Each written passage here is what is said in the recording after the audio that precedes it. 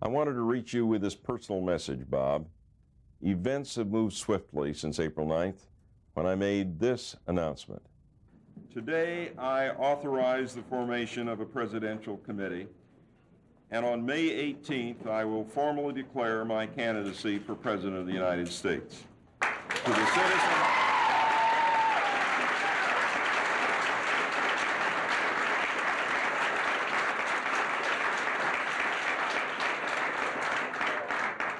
the citizens of Illinois who have been so good to me, let me assure you that this step is not taken lightly.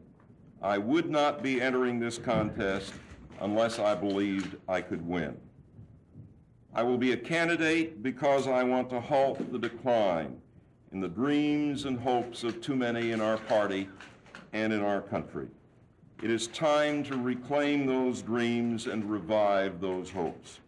This great country can be a better country.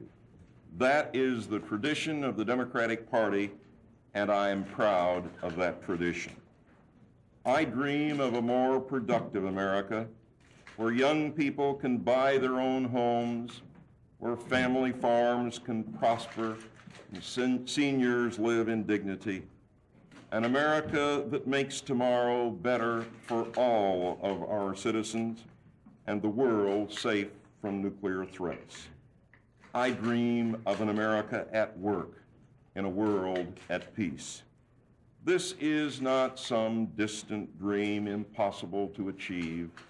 It can happen if we have leadership that cares, that is willing to bring out the best in us, leadership that has vision, leadership rooted in the traditional values of our party. I am not a neo-anything. I'm a Democrat.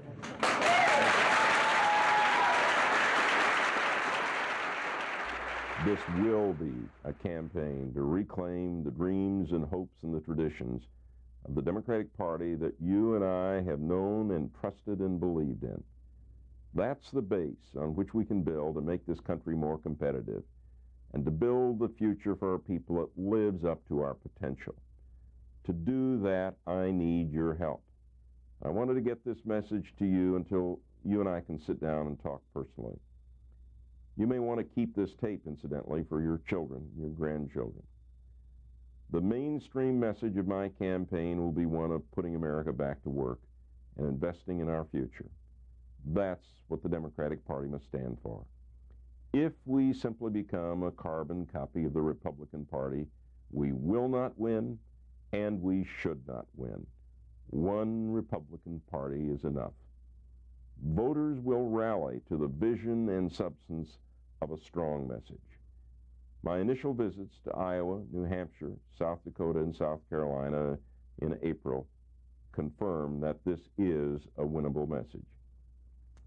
The outlook today in the Democratic field is far different than the outlook of even just a few months ago, and it's hard to overstate the importance of Iowa in understanding the new situation.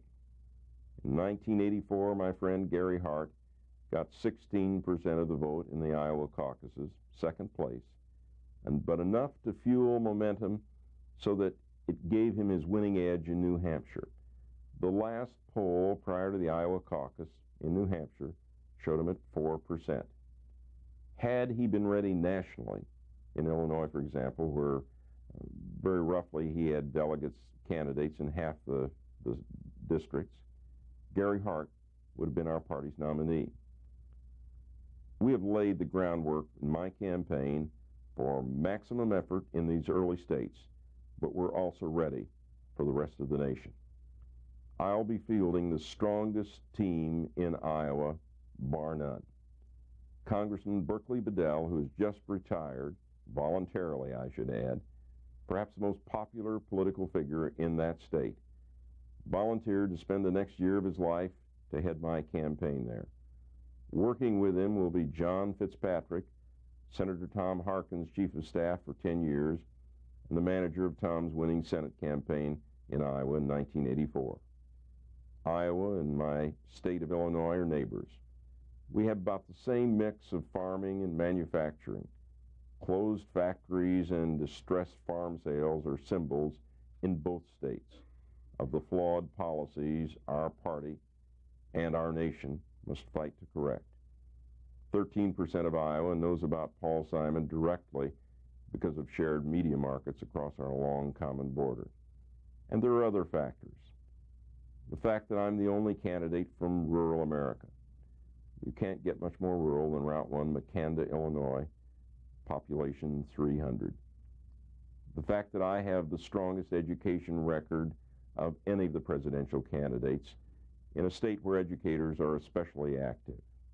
The strong showing I expect to make among Iowa's older voters and among working men and women, as well as the ability to mobilize large numbers of volunteers. All these are great assets to our campaign.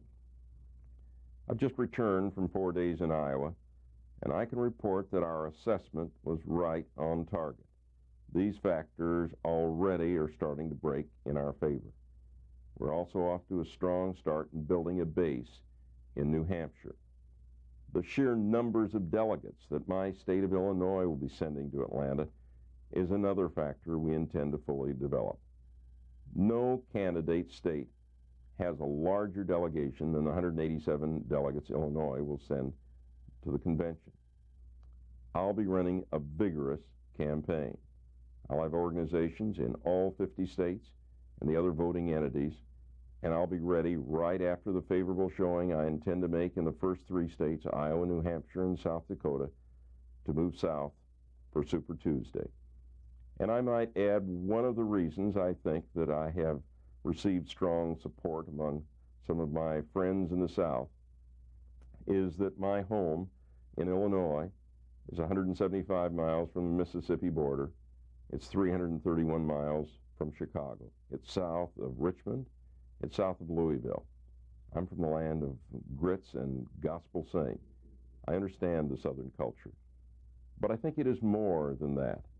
And I think sometimes that gets stressed too much, because people in the South, just like people in Illinois and Iowa and South Dakota and New Hampshire, are interested in decent jobs.